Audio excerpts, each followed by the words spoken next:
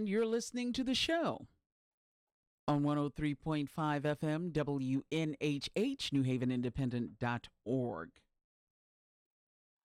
In the studio with me on this 9/11 is John DeAndre, who teaches civics in the public school system in a suburban town in Connecticut. And I thank John for being here today as we got locked out last week because I don't have my keys. I need to find them in my house. But that's neither here nor there.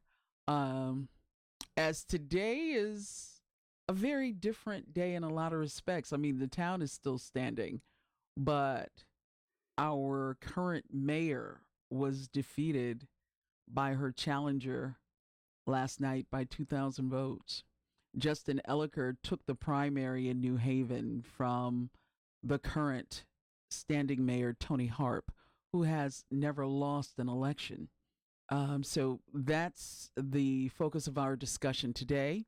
I welcome John to the show. And John and I go way back.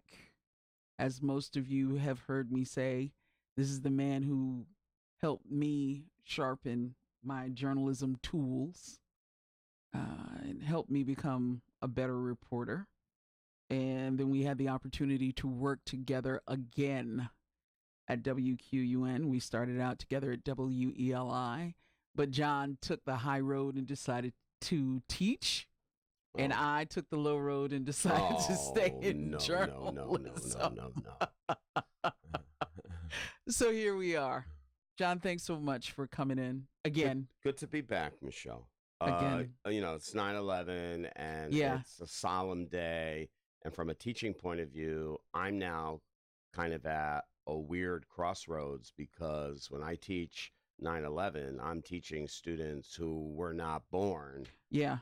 And one kid said today, my parents weren't even my parents when 9/11 happened. And, he's 14 years old and he's right. He's right. Compared to 10 years ago or 15 years ago, Yeah. when you said, where were you on 9/11? The kid would say, I was in second grade or I was Right. in sixth grade. Right. Now it's a whole generation. I guess kind of like us when we learned about the bombings in Japan, we Right. had no connection or concept to that.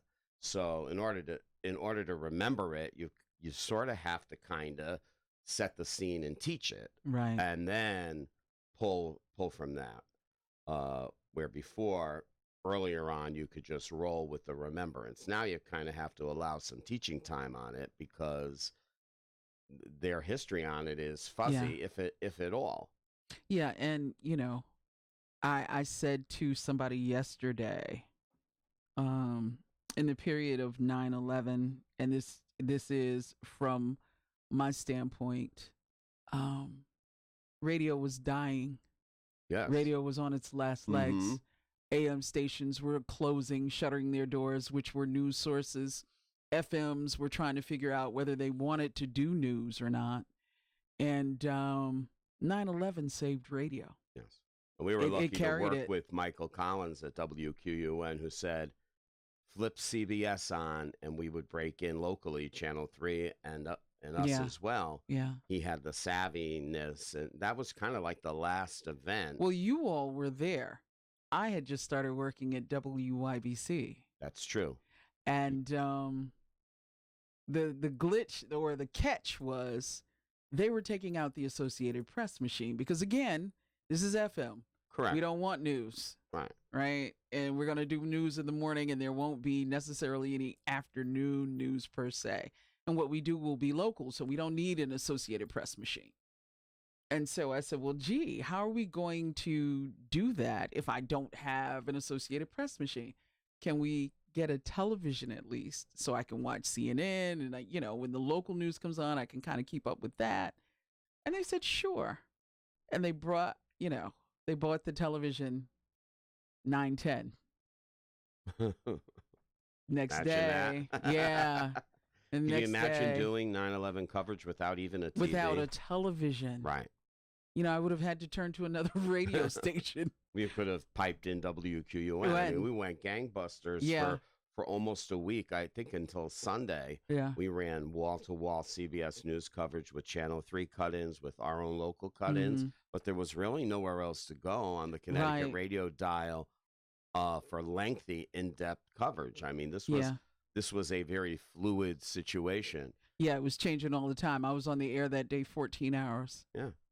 And I remember going, and I said this in school today, I remember going home from school because we were told not to put the TVs on at school, but they did Right. make an announcement something happened. At that time, we had TVs in every room.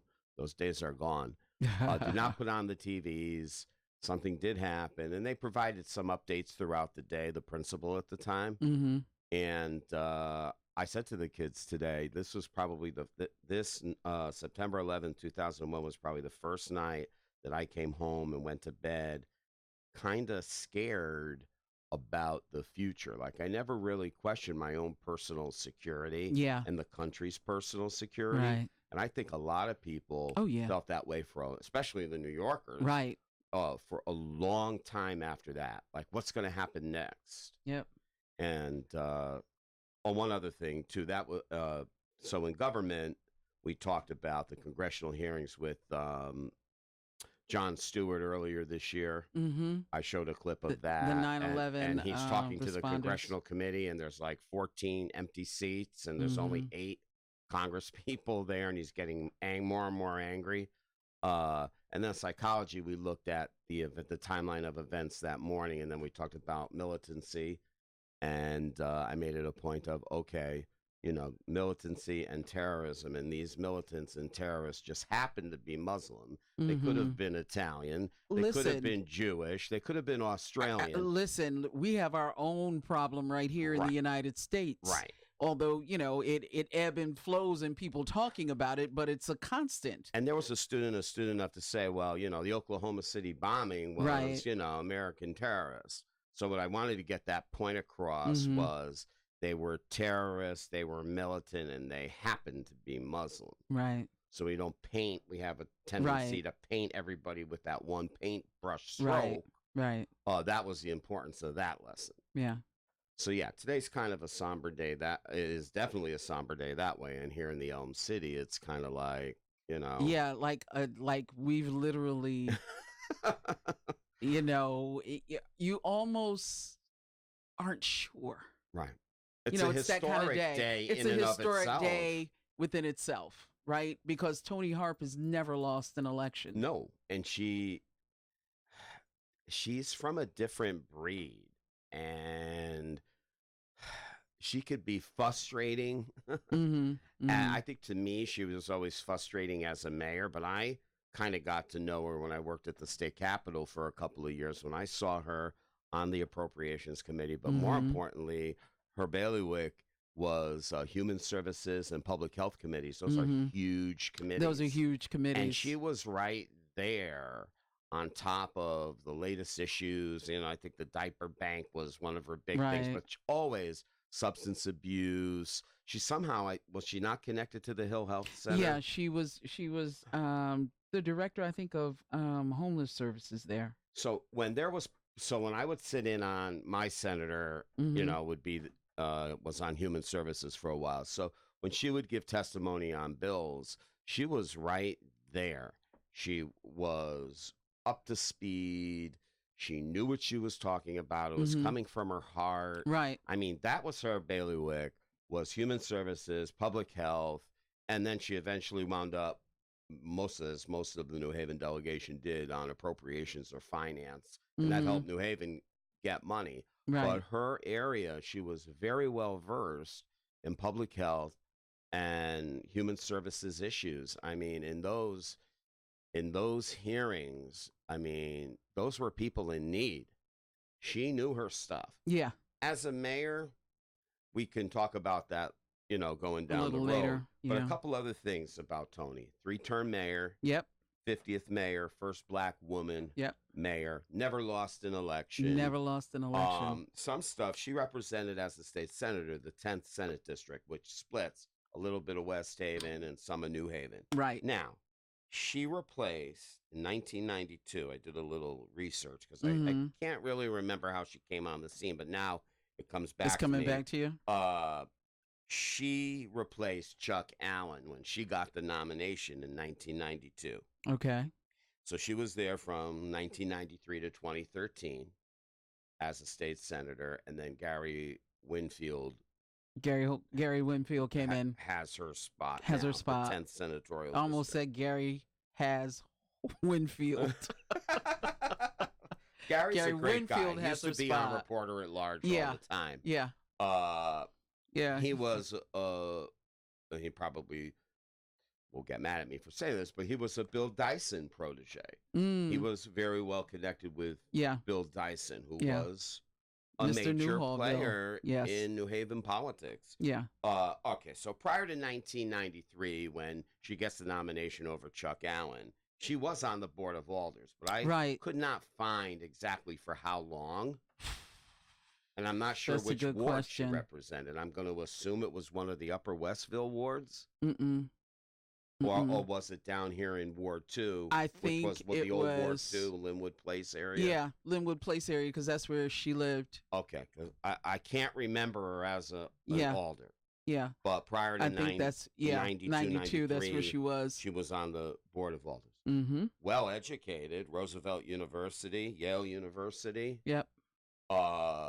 I never envisioned, and I don't even think probably she did, that she would ever become mayor of New Haven. It kind of No. happened just by the goings Proxy. on in New Haven. Yep. I really don't think she ever really saw herself as mayor. Yeah, and I don't know if people saw her initially as mayor.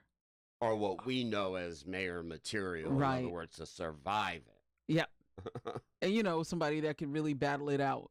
Correct. Because we come from the era of John DeStefano, just like some kids, Right. were Or Ben born- DeLito even. right. Or even Mayor Daniels. Mayor Daniels.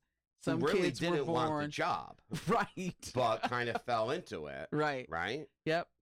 And you think about, like, for instance, for my daughter, the only president she knew really that she paid attention to was President Obama. Right. And there's a whole generation of kids that was their real first, Right. president. Same thing with John DeStefano. For a lot of people in New Haven, he's the only mayor that they realize Right. and recognize. Or even presidents. If we count them up, we've lived through 9 presidents. Mm-hmm. Maybe 2 or 3 we didn't vote for, Right. but in a younger age. But we've Right. lived through like 9 Presidents since. And Jimmy Carter, who I think was the first person I voted for, is still alive. And I didn't vote till 1980, Mm-hmm. and I voted for Ronald Reagan. Mm-hmm. So I think initially there was a big fervor for Jimmy Carter in Right. 1976, And 77. Yep. And then in 76. 80 was my first eligible election. I Mhm. voted for Ronald Reagan. Yeah. So Toni Harp, I mean, is no dummy. She's no dummy. She's a well-educated woman. And I look back today and did a reflection on her. And I go back to those 2.5 years I worked at the state capitol Mhm. when I saw her in her element. And her element was public health and human services. As a mayor, she did some good things. I mean, 3 Yeah, I terms think- is a lot in New Haven. Well, 3 terms is not only a lot, but she really made a difference in some areas. There were different things that she got done that hadn't been done previously. She set up and finished out a lot of the economic planning that was going on in the city. From the DeStefano From administration. DeStefano? Yes. And the reason why I brought up DeStefano was because I think we all got used to a certain style of politics. Like, you knew good and darn well, and you and I both know from our experience in working that, if John DeStefano did not want you in a room, you weren't in the room. If he didn't want to talk about something, you better not ask the question. He would never come on Reporter at He would Large. never And the come only on. time he came on Reporter at Large was when he was running for governor. And I could never and I get think him. that was the time that I was doing the electric drum, and I think I got him for like 15 minutes Right. max. Right.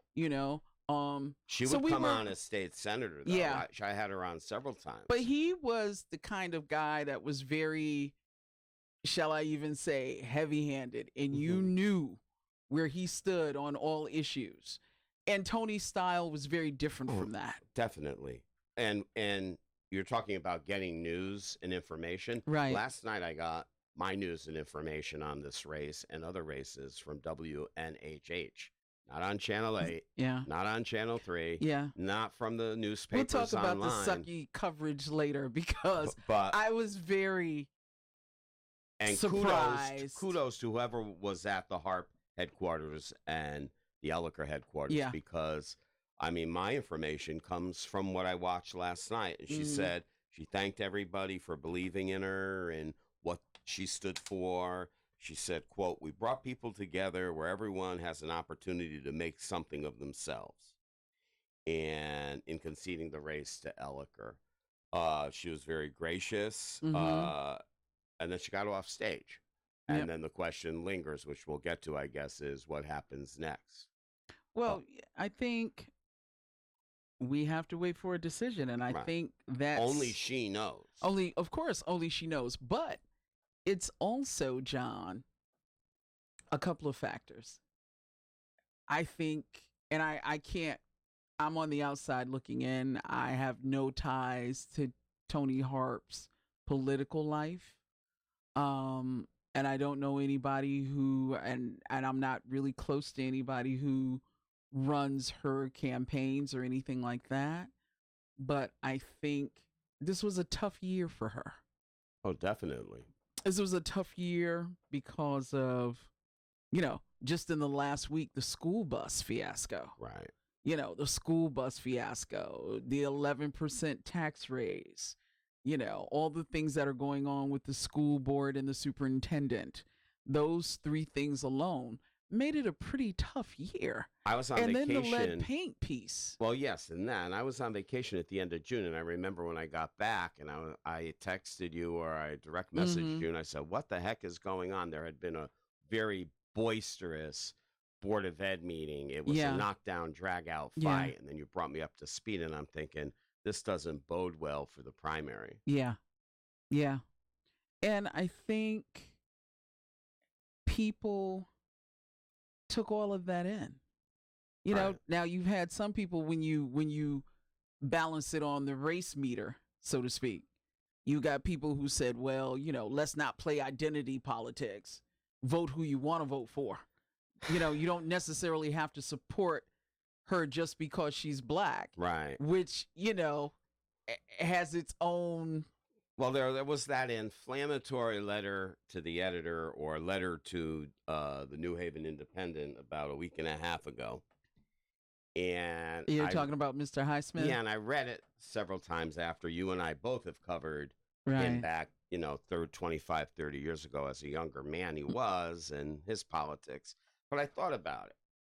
Did the Irish keep Mayor Lee in all that time because he was Irish? Did the Italians keep Bendelito in because he was Italian? So, I mean, we could look Hey, at but that I would too. say, but this is where we're gonna part the waters, because I would say yes, because it's an issue of power, right? Right. And so if you are not in power, then how much Right. do you get? Did they keep their own in? Obviously, Mayor Lee and Mayor DeLito, and you could even say Mayor DeStefano. To a point, yeah, because I think after a while, dare I say that diversity does count? Right. So when they got their first Italian mayor, remember, the Right. Irish came first. The Irish came first. Okay, in the police and fire departments, the Irish came first, and Yeah. then the Italians did, Yeah. and then the blacks did, Yeah. and then the Latinos and Hispanics did. Yeah. Okay, or vice versa, Right. depending on which department. Okay, so I guess in that what became an inflammatory piece, was he right? Well, I think you got two sides of the coin, because What was he essentially saying? Because I went back and I read it more than once, and then I got to thinking about Lee and DeLito and DeStefano. I mean, was he right? And what was he saying? don't go out to vote for a person because of their ethnic background. Go out and vote for the person for what they're going to What they do or stood stand for. for. Yep. Right? Yep. Okay. Well, did that really happen in those other decades that I just mentioned? And is he right now in No. the 21st century world? No. I mean, because I, I think you've always had, I think what people don't realize about the African American community is that we are very diverse within ourselves. Mm-hmm. Most people see us, or whoever holds on to that lens, see us as being liberal and not necessarily conservative or religious, when in fact, that is a huge part of our community. Um, and so when you start to talk about values and what reflects in politics, we are not monolithic. We are very, very diverse within our own community. You know, my mother and I always have these debates primarily because she's older, right?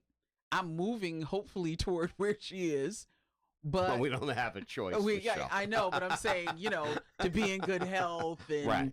you know, thinking about these things and having these Right. discussions, you know, but she always says to me, we fought so that the world could be diverse. Right. You know, that's what this is all about. And then on the other hand, I have friends who are like, later for a lot, you know, support folk because they need your support. Right. You know, if not for any other reason, because they are African American. So if Eleanor Turner wrote that piece, would it have been taken differently? Yeah. Yeah. Because I went back a couple of times to read it because there was somebody on this station that really got vehemently charged by it at one point. And I'm thinking, well, let me go back and find it and read it. And I read it more than once, and I'm thinking, well, all right, I get it. But if it didn't have that person's name on it, would it have been better accepted? I don't think it made a difference because I think you're talking about the issue, regardless of who it came from, right? Right. And any black male could have wrote that piece. Right. Didn't come from a white person. It came from a black person. Right. Who is very well politically connected in now two different communities. Yeah. And has managed to eke out a education career. When we knew that person, he was just a political player. Right. That person has managed to really eke out a education career for himself. Yeah. And his other colleagues, one of his colleagues is down in Virginia now, correct? And another one is still here, right? Remember the gang of three? What do we call them? The three? The I three can't remember. It was like Three Musketeers or Reverend something Marks like that. And Roger Van and Gary Highsmith. Yeah. They were in our faces in the news during the Daniels administration. All the time. All the time. They've eked out their own careers. They've gone their own ways.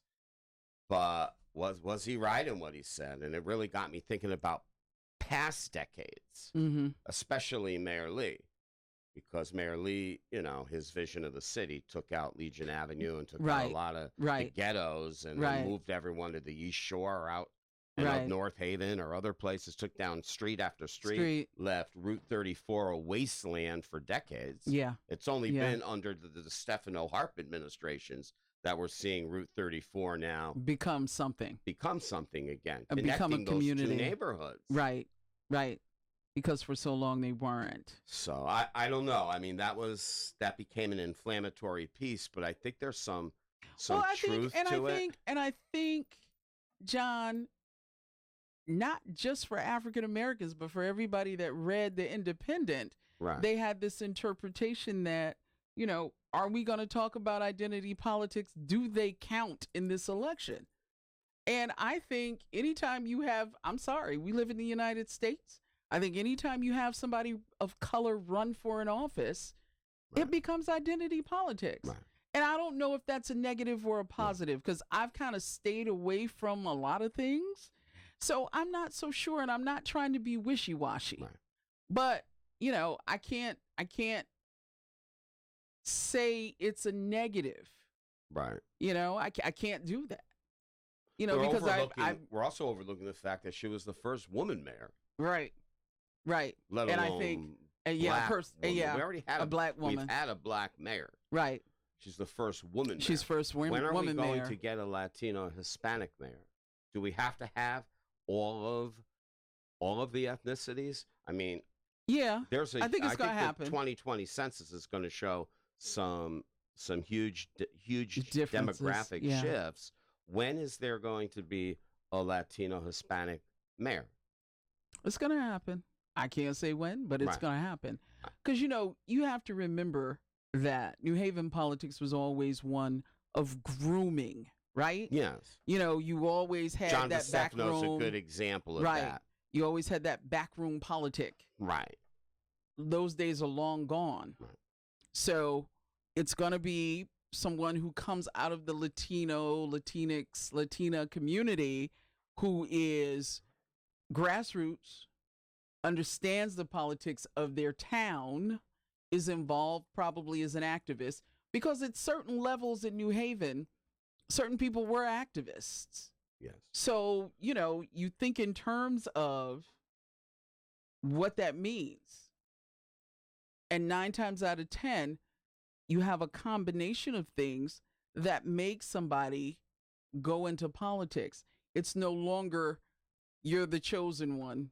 We're christening you. We're going to groom you. I mean, I was watching earlier this week on the station the inauguration, so to speak, of Chief Reyes. Mm-hmm. That was well done. Yeah. That was extremely well done. Yeah. And I couldn't help but feel, having covered New Haven and covering the police department for many years and dealing with the craziness,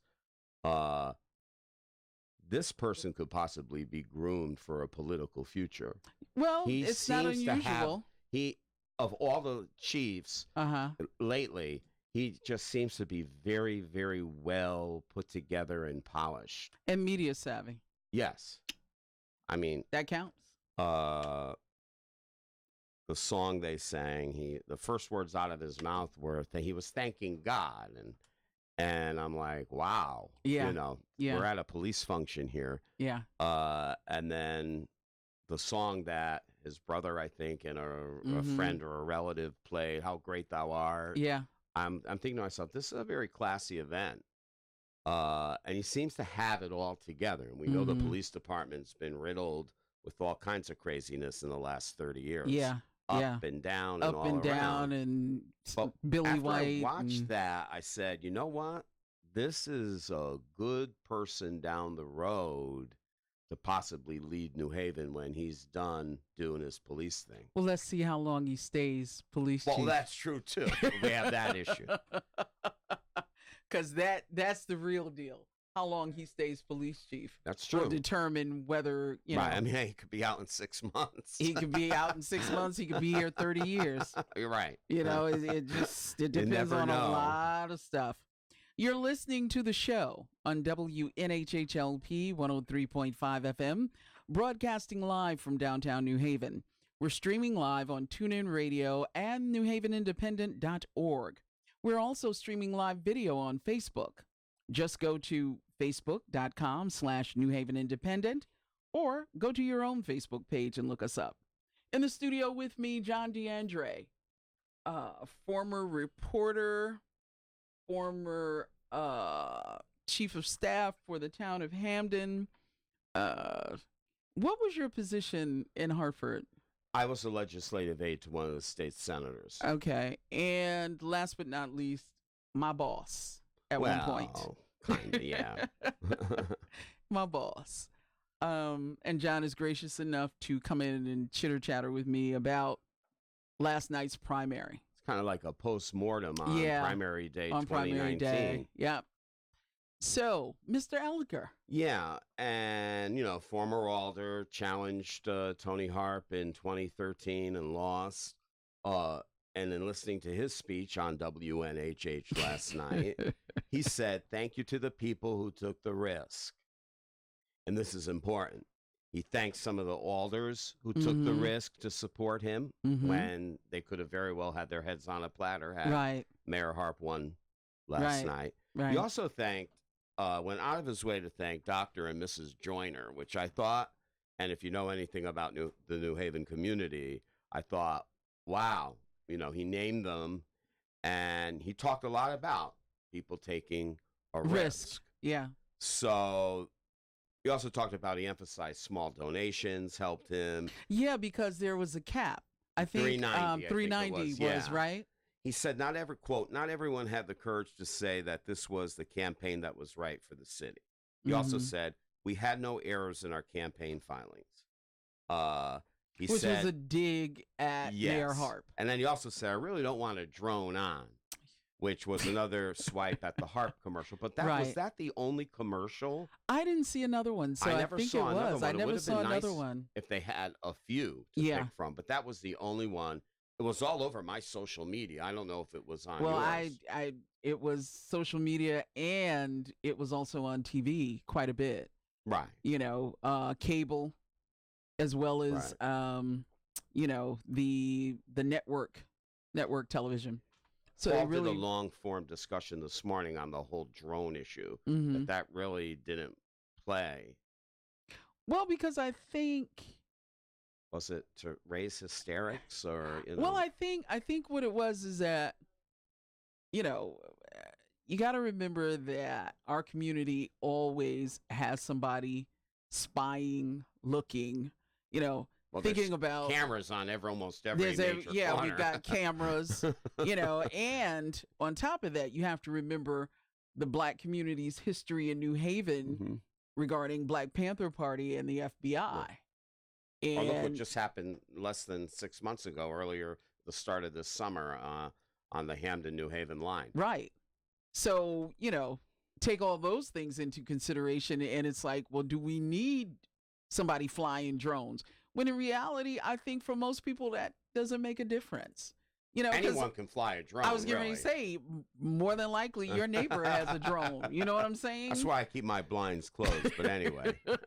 So I don't know if that was really an issue for people. I think issues, as we said before when we started out, were probably the taxes, the whole Board of Education piece. Well, if you forget people like us who overanalyze things because that's what we're we do. paid to do, forget about the politicos, and let's just talk about the average person, the average homeowner in New Haven. What were the reasons why they went to the polls, or what were the reasons why they didn't go to the polls?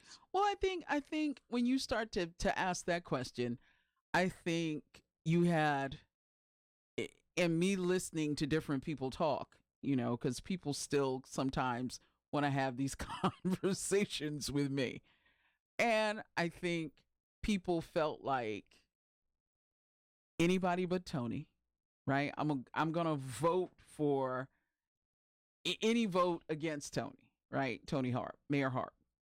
Or I'm not going to go against her, but I'm also not going to support her, which is kind of loopy, but I think you had They people didn't want their stay home. fingerprints on it. Yeah. Right. I think you had people who just stayed home. Justin did say the results show a clear mandate for change, and he's reaching out to the other side. We have to work together. So it's not an us versus them kind of a mentality. thing. He talked about it's time to implement some hard policies that invest in the struggling communities of the city. So I don't think this is going to be a person that's going to be aloof to the struggling neighborhoods that are out there. But I also wonder, the question with Elicker is how ready is he to run New Haven? Well, because, yes, we're that New England town, but we have Yale with us and a few other colleges. right. We also now have an incredible growing tax base, although some people are getting breaks, but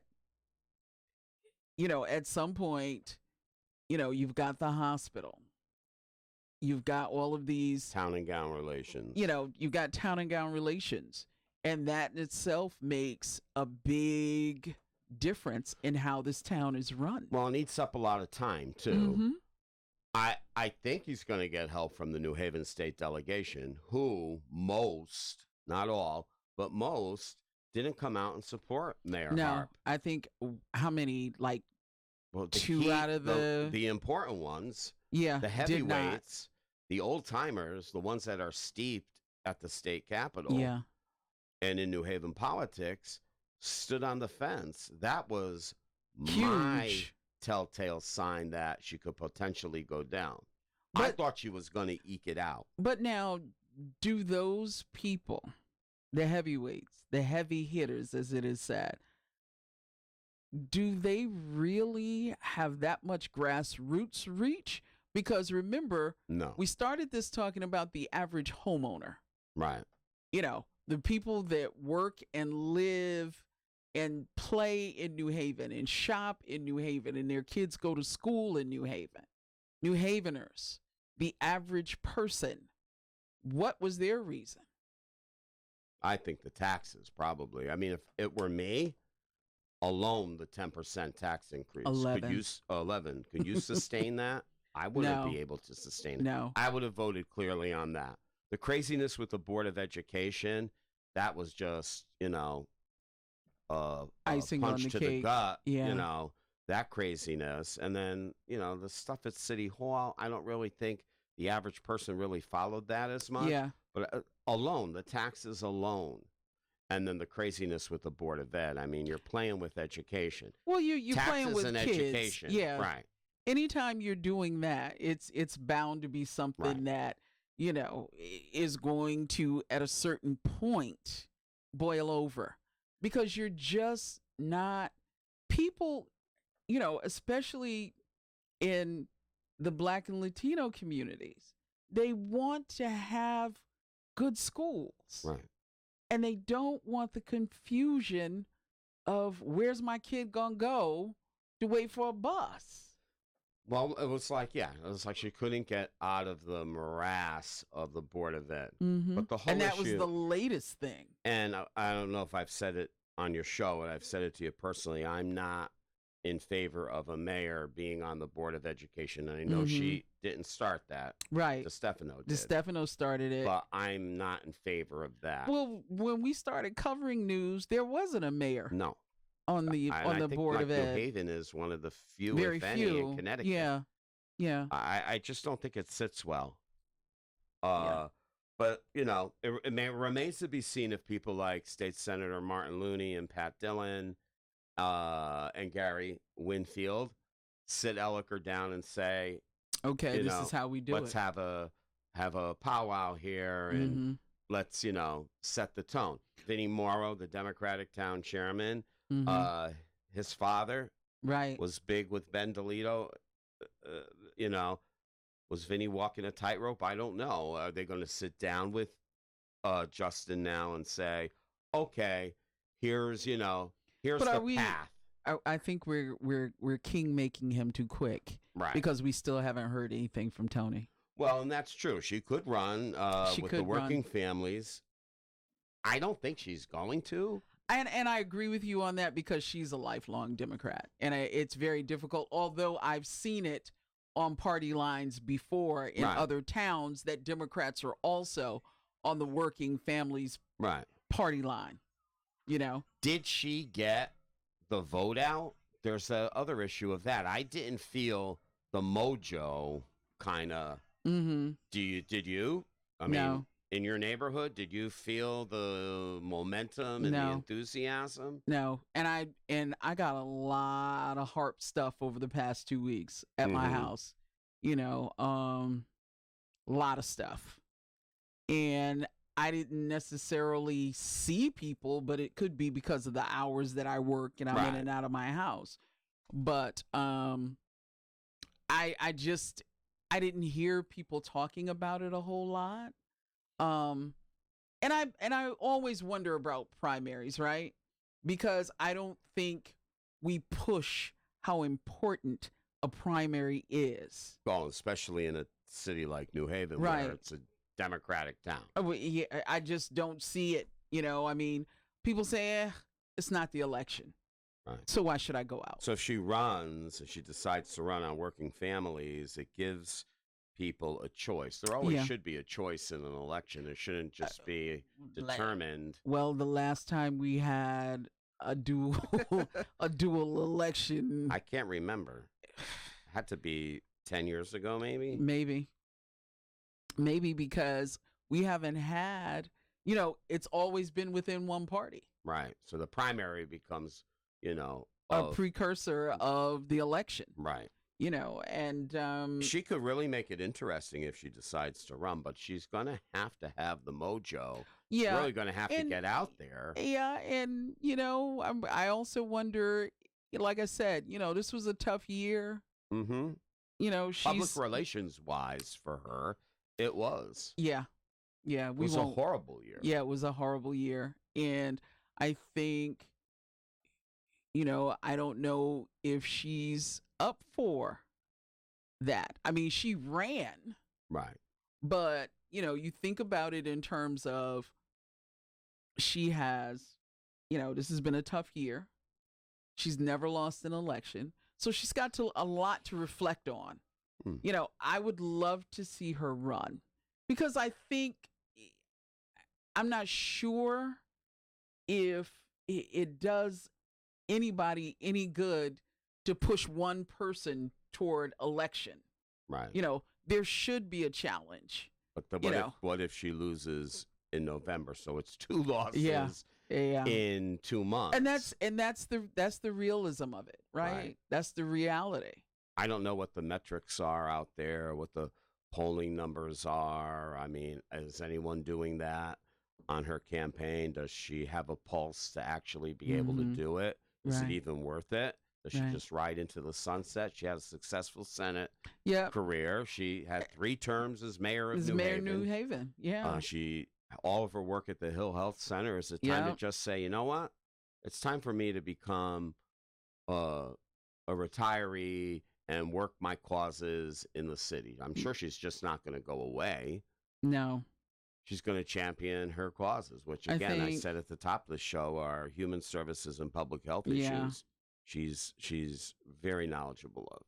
She served 3 terms as a New Haven alder from the Dwight neighborhood beginning in Okay. 1987. 20-year career as a leader in the state Senate from the 10th district. And as of January 1st, 6 years as mayor.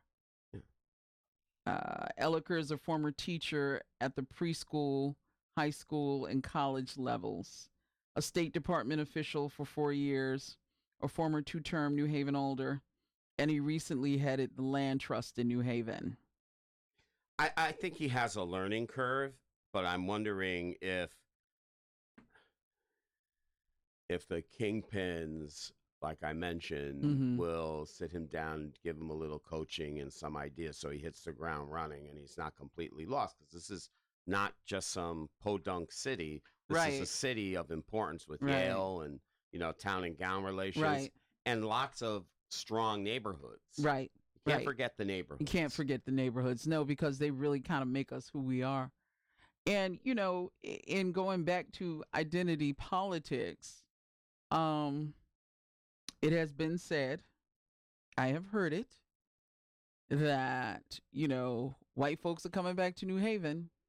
So they want a white person in charge who can run the city. But the argument again is, do you bring someone in who doesn't necessarily have that political background or has run something as major as a city? Right. Because it's not just you having big ideas. You've got to deal with department heads. You've got to deal with neighborhoods. Every day, trust me, and I only did it for 2 years. Every day it was a nightmare. It was some sort of nightmare, chaos, confusion. Crises. Right. Making one friend and 20 enemies. Right. And And you got to have a thick skin. you have to have a good staff behind you. Yeah. Mayor Thick skin, DeLito good staff. got a lot done because he had strong people behind him. Yeah. John DeStefano, on the other hand, did more of the controlling, where Mayor Right. DeLito let his principals around him do the work. Mhm. John DeStefano was more Hands on. And he directed the show. But Mayor Yeah. DeLito could go fishing some afternoons on Fort Hale Pier, knowing that Joe Carbone Right. and Will Ginsburg and John Right. DeStefano Right. in Finance Department Right. were doing the work, and they were Mhm. getting the work done. Done. And was Sally Brown the town Yeah. clerk at the Yeah. time, and a woman I can see her, but I can't think of her name now. He had solid people. Yeah. So Elicker needs to surround himself with people who can get the job done, and not only this town and gown stuff. Don't Yeah, forget but those neighborhoods. the 'Cause New Haven's a city of neighborhoods- neighborhoods. Yeah. The neighborhoods, the business world, the business Mhm. community is very important in New Definitely. Haven. Look what's happening in New Hallville. Yep. There's a renaissance in New Hallville alone. Yep. That's huge. And the average person doesn't see that unless they're traveling through there. But that Yeah. is huge from It's what huge. it was. you Even know, 5 years ago. Right. Even 5 years ago. And I will say, the things coming down the pike, such as, Church Street South, what's going on with that? What's going to Train happen. station renovation. Right. And what's going to happen on the shoreline, because they're talking about bringing in housing over there, some things on New Haven Harbor. So it's getting ready to change again. Right. And you can't have someone who doesn't understand how that needs to get done. Right. Or is And understand that you have to listen to the multiple voices. right. And take some advice Right. from folks who've already done it Right. and have done it well. Right. Because it seems that for a lot of people, they're not listening to those who have already done it. Right. And sometimes, you come in, you bring your own team, right? Right. But you kind of want to hear, I would think, some of the things that these people have done because they did it well. Right. So let's see what we can do to improve on that model. Or, okay, thank you for the advice. I know how to get around this now, and I'll still use my own idea. Right. But at least I have someone else's guidance, Right. wisdom. Keep this in mind. The neighborhoods of color voted for Justin Elicker. Keep that in mind.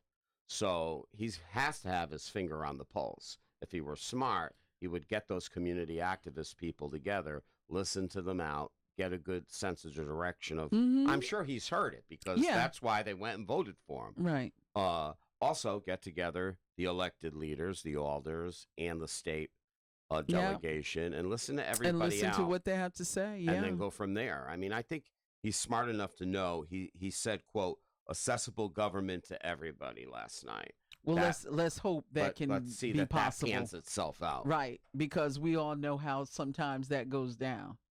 The people that you have listened to expect you to give in to them at certain points for different things Almost and different immediately reasons. sometimes. Yeah, and in doing that, sometimes you get into more hot water than you need to.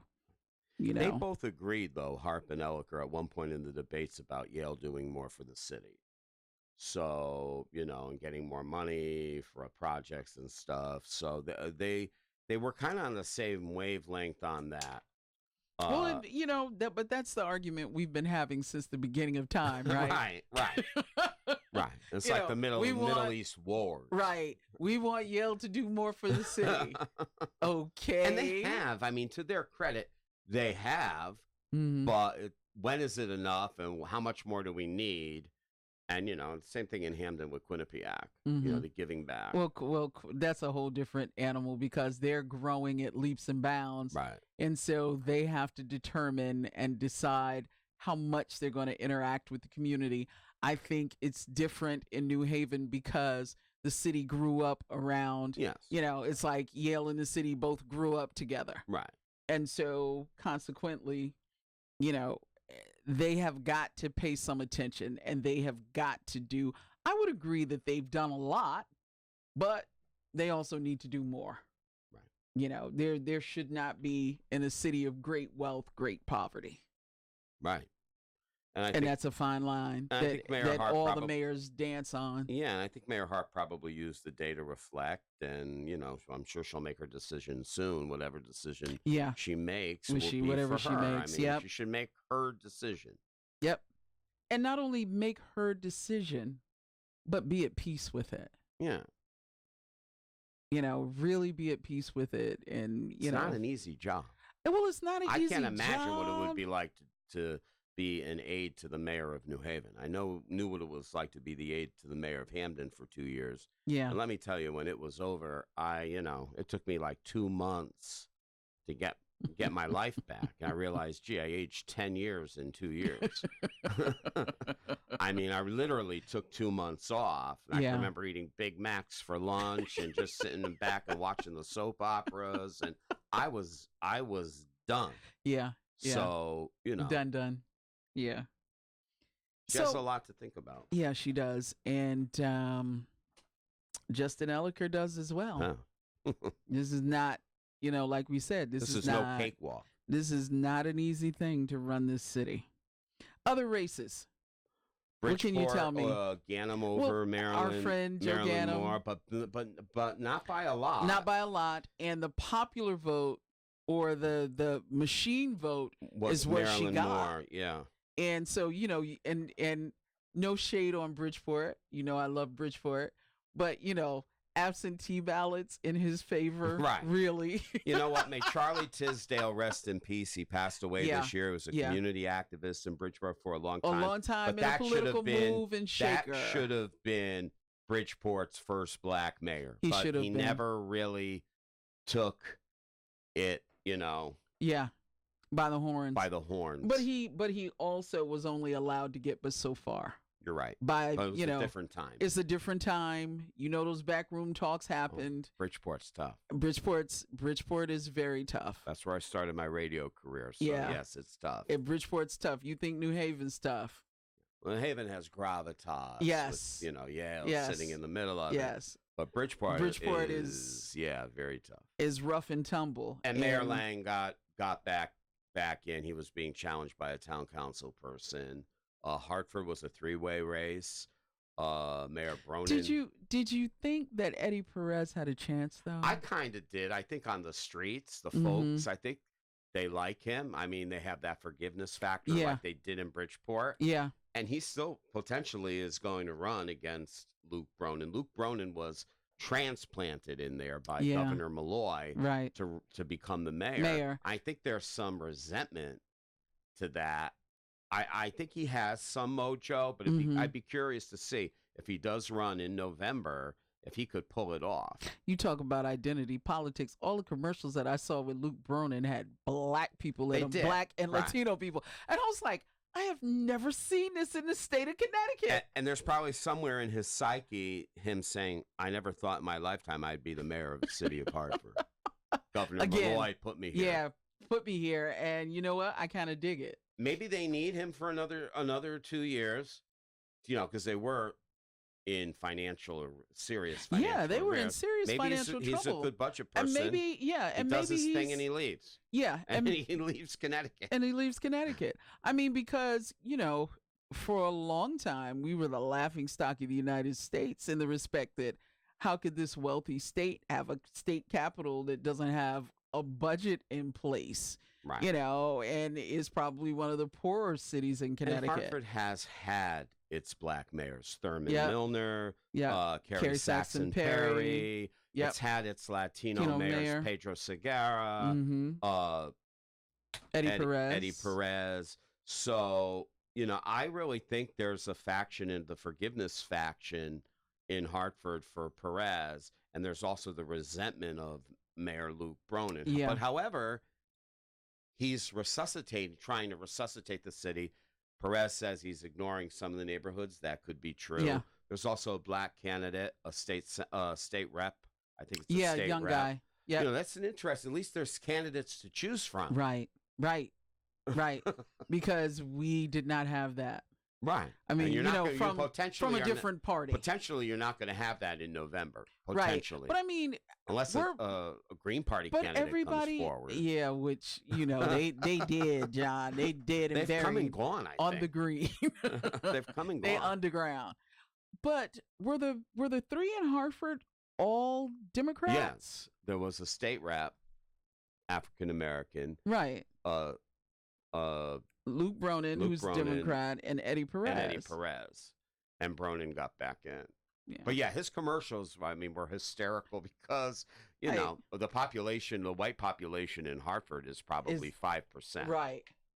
So I was just like, it didn't hit me until like the third time I saw it. I was like, really? Wow. That speaks volumes. Some people say that those were actors as well. I heard it on a radio station in Hartford. I don't know if that holds any merit, but if that does, that really is bad. Yeah, that's not good. That's not good. That's not good. Well, John DeAndre, thank you so much for being here. Thank you for having me. Thank you for getting me through this hour. I appreciate it. Appreciate your wisdom and your knowledge, per usual. Great discussion. I hope so. I hope that we made sense to people, and I think we've Food got for an thought. food for thought, and I think we got an interesting week ahead of us. Definitely. You're listening to the show on WNHHLP 103.5 FM, broadcasting live from downtown New Haven. We are streaming live on TuneIn Radio and NewHavenIndependent.org. We are also streaming live video on Facebook Live. All you have to do is go to facebook.com/NewHavenIndependent, or just go to your Facebook page and look us up. Thank you, Harry. Appreciate it. Now it's time to say goodbye to all our company. Thank you. See you all next Wednesday.